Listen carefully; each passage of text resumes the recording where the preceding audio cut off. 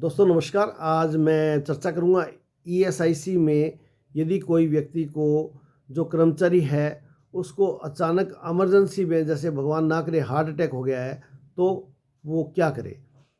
अब व्यवस्था तो ये है कि सबसे पहले आपको ईएसआईसी हॉस्पिटल में जाना चाहिए, लेकिन यदि रात को 11 बजे हार्ट अटैक आया तो ईएसआईसी हॉस्पिटल कैसे जाएगा कर्मचारी।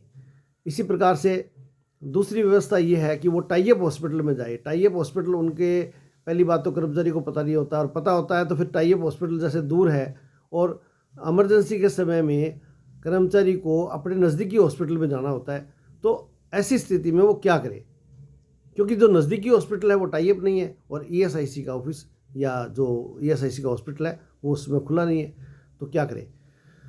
तो ईएसआईसी ने एक ऐसी फैसिलिटी दी है कि यदि आपको इमरजेंसी है, सुपर इमरजेंसी है, तो आप किसी भी हॉस्पिटल के अंदर आप जा सकते हैं और वहाँ पर अपना इलाज ले सकते हैं, लेकिन आपको अगले दिन ईएसआईसी कार्यालय में सूचित करना होगा कि इस तरीके से मैं बीमार हो गया हूँ और मैं इमरजेंसी के अंदर इस हॉस्पिटल में आ गया हूँ। तो ईएसआईसी का एक इंस्पेक्टर या ईएसआईसी का हॉस्पिटल का डॉक्टर आकर के उसको प्रमाणित करके जाएगा कि भी हाँ ये प्रॉब्लम है, तो आपको ये बेनिफिट मिल जाएगा। और अगर आप किसी प्रकार से किसी को सूचित नहीं भी कर पाते हैं तो बाद में आप पूरी राशि का भुगतान करने के पश्चात आप ईएसआईसी से उसका पुनर्भरण राशि प्राप्त कर सकते हैं।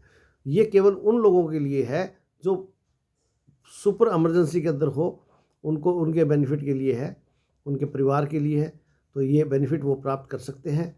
और इसके लिए अपने को ईएसआईसी कार्ड, आधार कार्ड और ये सब चीज़ें ज़रूरी है रखनी चाहिए, और एम्प्लॉयर को भी उसका salary register, attendance register, accident register और ये अन्य कई प्रकार के रजिस्टर है वो मेंटेन करके रखने चाहिए ताकि वक्त ज़रूरत पर उसके काम आ सके।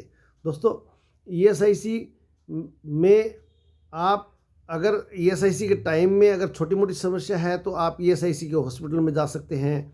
अगर आपकी कोई प्रॉब्लम बड़ी है स्वास्थ्य से संबंधित तो आप वहाँ से रेफ़र होकर के उनके टाई अप हॉस्पिटल में जा सकते हैं। और यदि आपकी समस्या जो है आप इमरजेंसी में हो तो आप डायरेक्ट भी टाई अप हॉस्पिटल में जा सकते हो। आप सुपर इमरजेंसी में हो तो आपको स्वास्थ्य लाभ लेने के लिए आप किसी भी हॉस्पिटल में जा सकते हो और वो उसका पुनर्भरण हो जाएगा। फ़र्क इतना है कि ईएसआईसी हॉस्पिटल में जाओगे तो आपके पैसे नहीं लगेंगे और वहीं इलाज होगा, और ईएसआईसी से रेफ़र होकर के ईएसआईसी टाई अप हॉस्पिटल में जाओगे तो भी आपके वहाँ कोई किसी प्रकार की चार्जिंग नहीं होगी, और ईएसआईसी टाई अप हॉस्पिटल में डायरेक्ट जाओगे तो भी आपकी कोई चार्जिंग नहीं होगी। वो आपका कार्ड देख करके और वेरीफाई करेंगे। और सुपर इमरजेंसी में यदि आप किसी भी हॉस्पिटल में चले जाते हैं तो ऐसी स्थिति में आपको एक बार भुगतान करना पड़ेगा, जिसका बाद में पुनर्भरण हो जाएगा यदि सारा मामला बिल्कुल ठीक है और वास्तव में इमरजेंसी थी, तो ऐसी स्थिति में एक इमरजेंसी सर्टिफिकेट भी बना जाता है।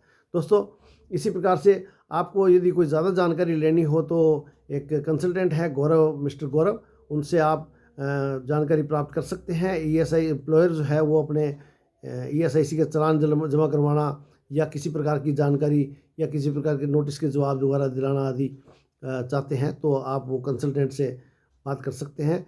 उनका नंबर है गौरव, नाम है गौरव और नंबर है 7976485064। तो आप उनसे बात कर सकते हैं और उनसे सलाह मशवरा कर सकते हैं।